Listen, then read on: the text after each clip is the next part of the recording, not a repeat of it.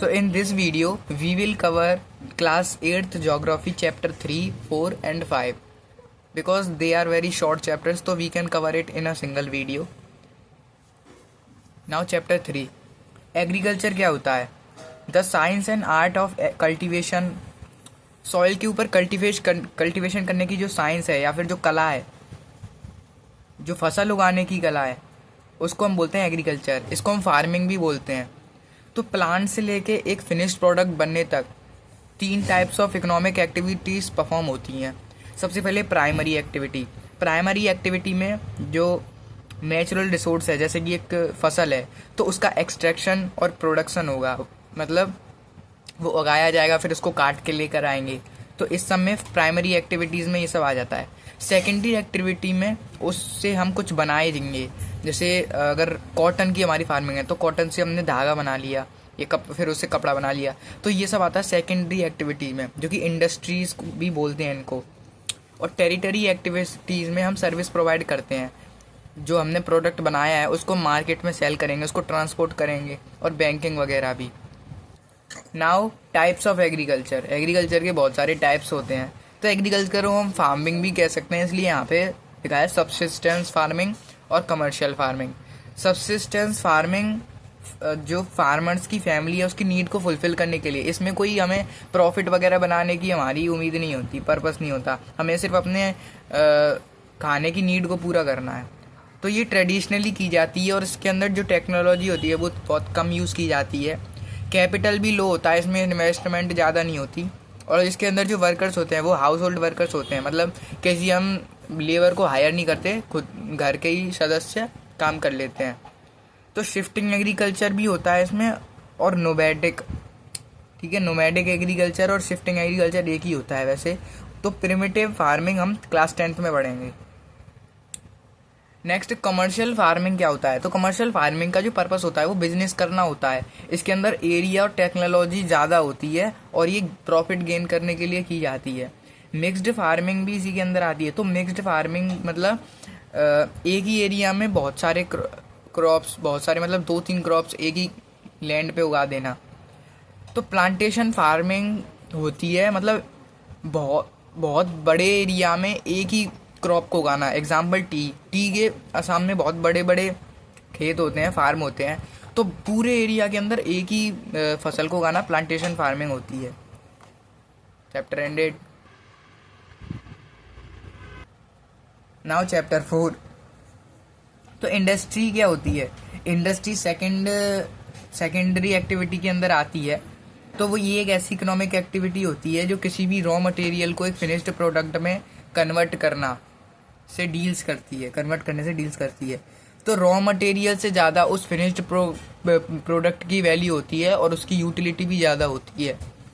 तो इंडस्ट्री का इम्पोर्टेंस क्या है? ट्रेड एंड कॉमर्स में यूज़ होती है. ये मशीनरी प्रोवाइड करती है, केमिकल एंड पेस्टिसाइड्स प्रोवाइड करती है, मॉडर्निकेशन ऑफ एग्रीकल्चर एक्टिविटीज़ में मॉडिफिकेशन भी प्रोवाइड करती है, और एम्प्लॉयमेंट तो सबसे ज़्यादा ये प्रोवाइड करती है. क्लासिफिकेशन ऑफ इंडस्ट्रीज़ की भी क्लासिफिकेशन होती हैं. सबसे पहले रॉ मटेरियल बेस्ड, जैसे एग्रो बेस्ड इंडस्ट्री जो होती है वो कॉटन के लिए होती है. Mineral based industry mineral ore के लिए होती है. और कुछ मरीन बेस्ड भी होती हैं, कुछ फॉरेस्ट बेस्ड भी होती हैं. फॉरेस्ट बेस्ड के अंदर पल्प को पेपर में कन्वर्ट किया जाता है. इंडस्ट्री साइज पे भी डिपेंड करती हैं, कुछ स्मॉल स्केल होती हैं, कुछ लार्ज स्केल होती हैं. तो देखो, स्मॉल है या लार्ज, इस पे डिपेंड करता है कि उसके अंदर कैपिटल कितना इन्वेस्ट किया जाएगा. अगर बड़ी है तो ज़्यादा कैपिटल होगा, ठीक है ना. नंबर ऑफ पीपल कितने एम्प्लॉयड किए जाएंगे, छोटी है तो कम, बड़ी है तो ज़्यादा. और वॉल्यूम ऑफ प्रोडक्शन, उससे हमें प्रोडक्शन कितना मिलेगा, ठीक है ना. तो ये सब साइज पे डिपेंड करता है. ओनरशिप जो होती है इंडस्ट्रीज़ की वो पब्लिक भी हो सकती है, प्राइवेट भी हो सकती है और जॉइंट भी होती है, मतलब दोनों की मिल के. तो इंडस्ट्री की लोकेशन को कुछ फैक्टर्स होते हैं जो इफेक्ट करते हैं. जैसे वहाँ की लोकेशन में ट्रांसपोर्ट में दिक्कत ना हो, ठीक है. लैंड कैसी है वहाँ पे, पावर सप्लाई ठीक है कि नहीं, रॉ मटेरियल और लेबर वहाँ पे कैसे प्रोवाइड की जाएगी.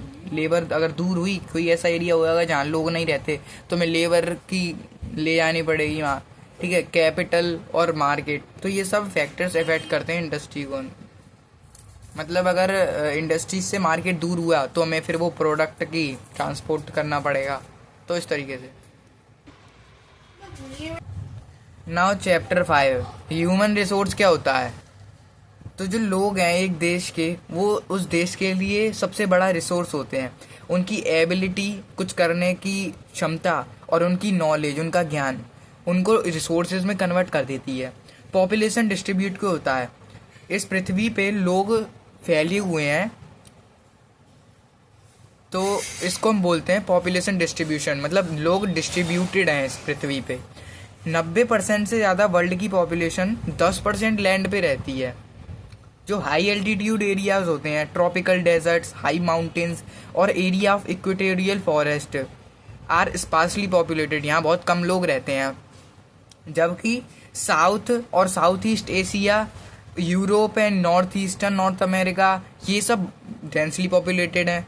तो इसलिए है क्योंकि पॉपुलेशन ने डिपेंड करती है बहुत सारी चीज़ों पे, जो कि नीचे हम पढ़ेंगे।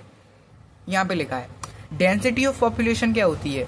Number of people living in a unit area of earth, एक पर्टिकुलर एरिया में कितने लोग रह रहे हैं पर किलोमीटर स्क्वायर में, अगर हम देखें तो कितने लोग रह रहे हैं, वो उसको बोलेंगे डेंसिटी ऑफ वॉल्यूम। मतलब अगर मान लो 1 किलोमीटर स्क्वायर के एरिया में अगर 50 लोग रह रहे हैं, तो वहाँ उस एरिया की डेंसिटी क्या हो जाएगी, 50। ठीक है।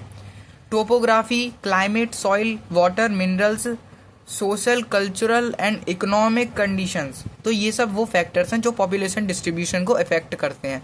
ठीक है, जैसी ये चीज़ें होंगी वैसे ही यहाँ पे पॉपुलेशन डिस्ट्रीब्यूशन होगा।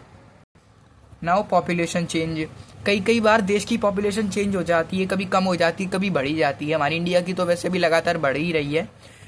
तो change in number of people during a specific time, एक स्पेसिफिक टाइम में लोगों की जो बोलते हैं, क्या बोलते हैं, नंबर चेंज होना, मतलब अमाउंट बोल सकते हैं।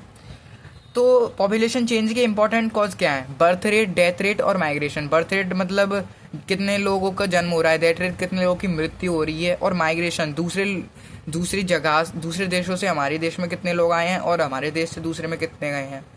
तो बर्थ रेट और डेथ रेट के बीच का difference he growth of population बताता है। मतलब अगर 1000 लोगों की डेथ हुई और 500 लोगों की डेथ हुई, 1000 लोगों ने जन्म लिया, तो ग्रोथ ऑफ पॉपुलेशन कितनी हुई, 500। ठीक है, 500 लोग ज़्यादा आ गए ना। Chapter ended and our class 8 geography is completed.